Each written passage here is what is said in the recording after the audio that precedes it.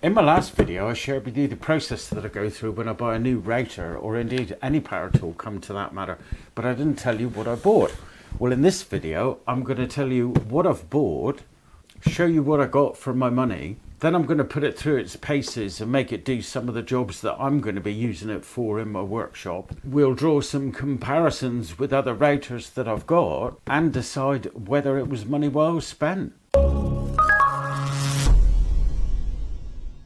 So what did I buy? As per the thumbnail, formerly Hitachi but now rebranded to Hikoki M12VE, a router that's been around for a very long time. This router ships in an extremely sturdy case. That's going to take one hell of a banging if you're carting it around in the back of the van. Really solid, but not a system case. That's not going to connect to anything, I'm afraid, if that's what you're looking for. But well protected, well laid out in the box, very minimal. You get an instruction booklet, the router itself,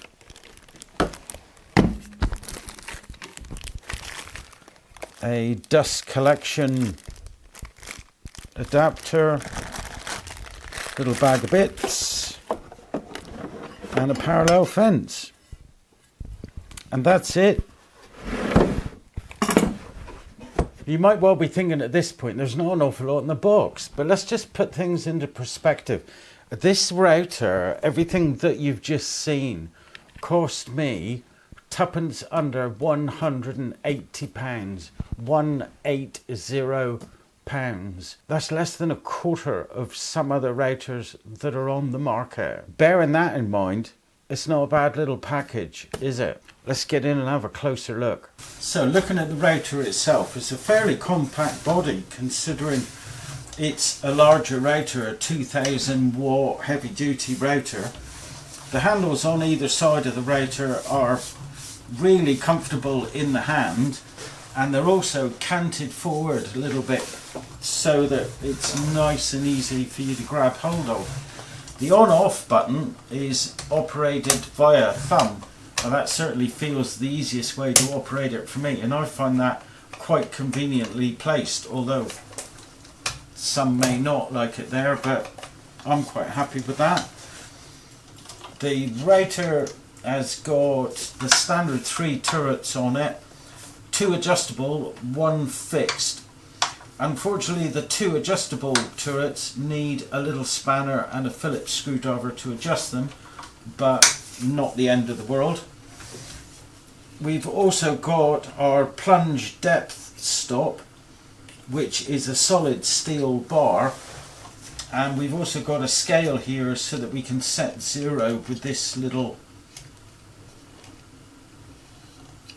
movable tab, so you can plunge the router down to the height you want, set your 0, and then move the plunge bar back up to the height you want to plunge to. Nice and simple. The plunge locking lever is located at the back here. Again, fairly convenient. I've got to move my hand a little bit to get to it,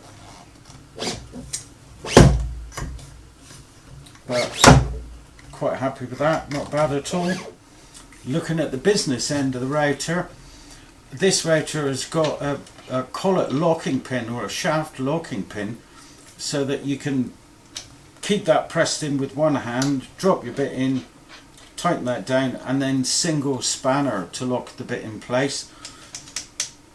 I find that quite handy. That's very similar to the previous model, which I'll show you in a tick. So all in all, not a bad set of features. So let's move on to the accessories. The router does come with a parallel fence, arguably one of the most basic possible to produce. It's literally just a fixed piece of steel with 2 steel bars.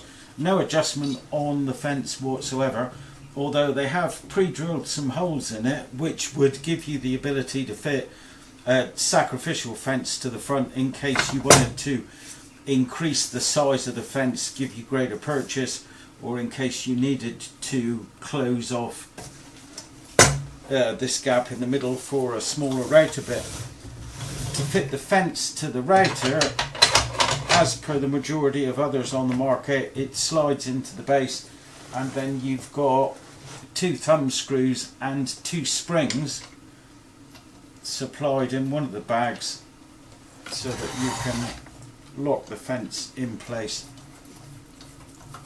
at your desired position. So once again, no frills, but fully functional. At the base of the router there's a recess to enable you to fit a guide bush, fairly standard, and once again this is held in place by a couple of screws, so you're going to need another Phillips screwdriver to bolt that in. Would have been lovely to have a tool-free guide bush change, but for this sort of money I'm quite happy with that.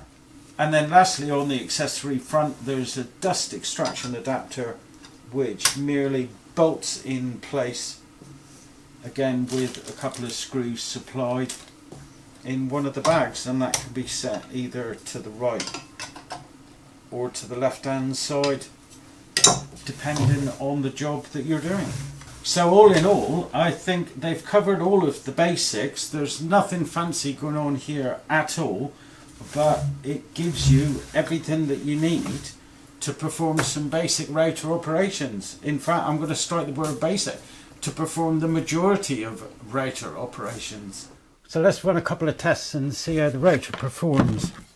The first one I'm going to do is using the parallel fence. I've got a spiral cut bit, and what I'm looking to get a feel for is how easy or difficult it is to use the router, to set it up, how it feels, does it vibrate.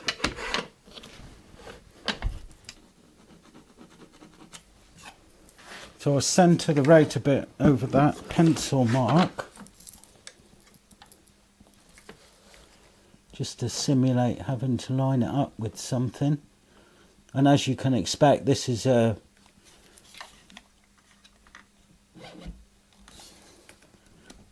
sort of nudge and knock it to get it into place and lock it off, but not too onerous a task. If you're used to using a fine adjust, then you'll probably miss it.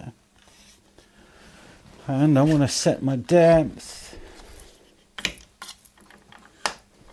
and I'm going to take out 5mm. The first observation, there's not a huge amount of cable there, enough to reach my bench, but another 6 foot would be nice. So I'm going to set this to max speed and see how well it performs.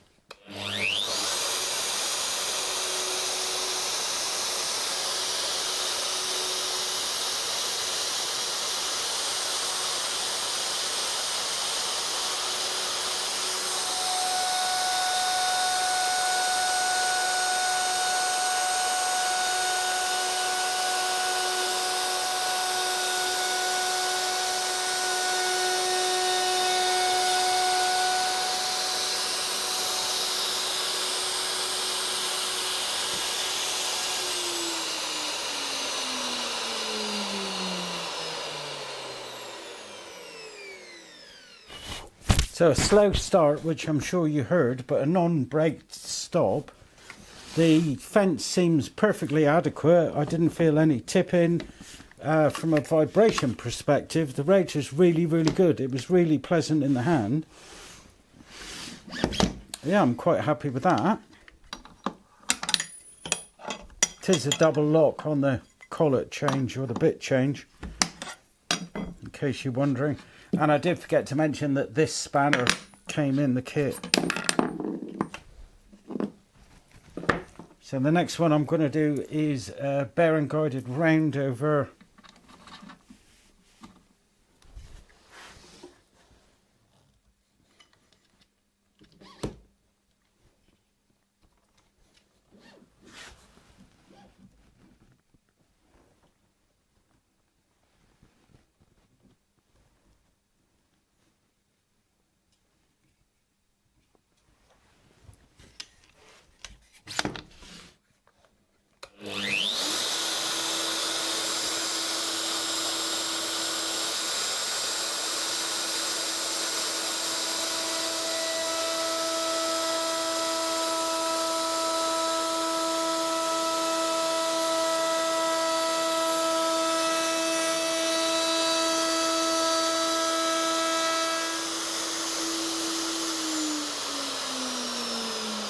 And again, that wasn't uncomfortable in the slightest. The cant on the handles makes it really pleasant to hold.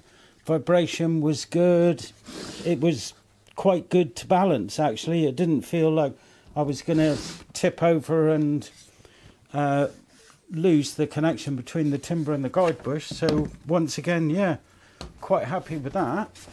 For this last test, I've got this little handle template which just clamps on top of the chopping board, and then the bearing on the bit just follows this little handle recess. And I like to use the turrets for this so that I can control how much I take off at each pass.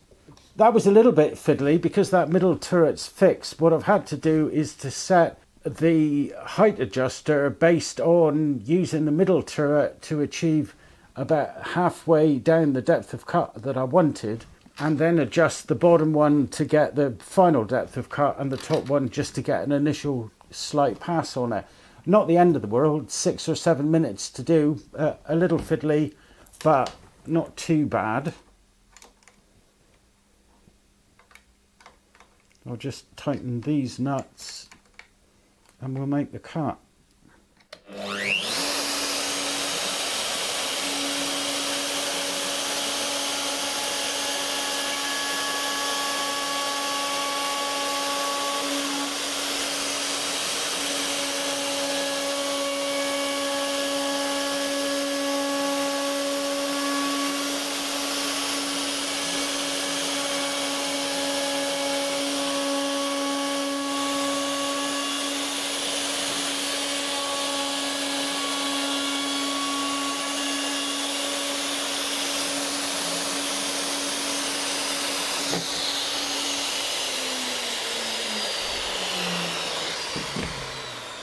So setting up the depth of cut, the 3 turret heights to work in conjunction with each other so that I can go progressively down to get to the final finish cut depth that I wanted, wasn't as smooth as it could have been. They're a little bit fiddly because that middle turret's fixed. It would have been great if they were all adjustable, but it wasn't the end of the world. It took, like I said, 6 or 7 minutes to achieve what I wanted, and then once it's set, it's merely a case of revolving the turrets when you want to change the depth of cut. The router in use is really, really smooth, very minimal vibration back through the handles. It feels really quite well balanced.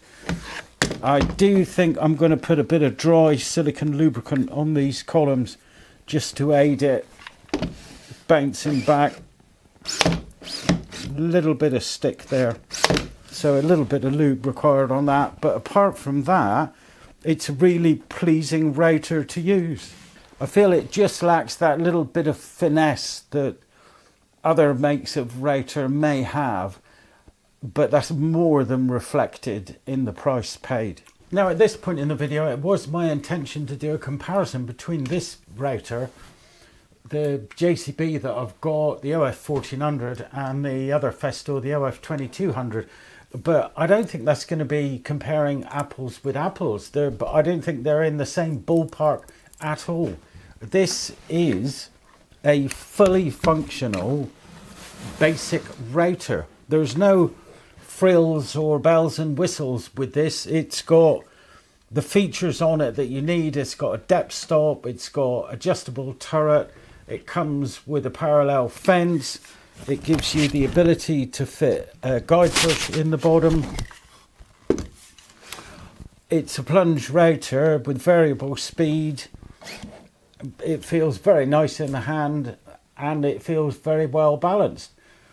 For 180 quid, I don't really think you can ask for any more. If you need a routing solution with an absolute wealth of accessories for you to choose from, including but not limited to interchangeable bases and on and on and on, then don't look at this machine. But if you're looking for your first half-inch capable router or just a basic workhorse in your workshop that will cope with mortises and trenches, rebates and rabbits, then I'd seriously consider this, because it's a very good router for the money.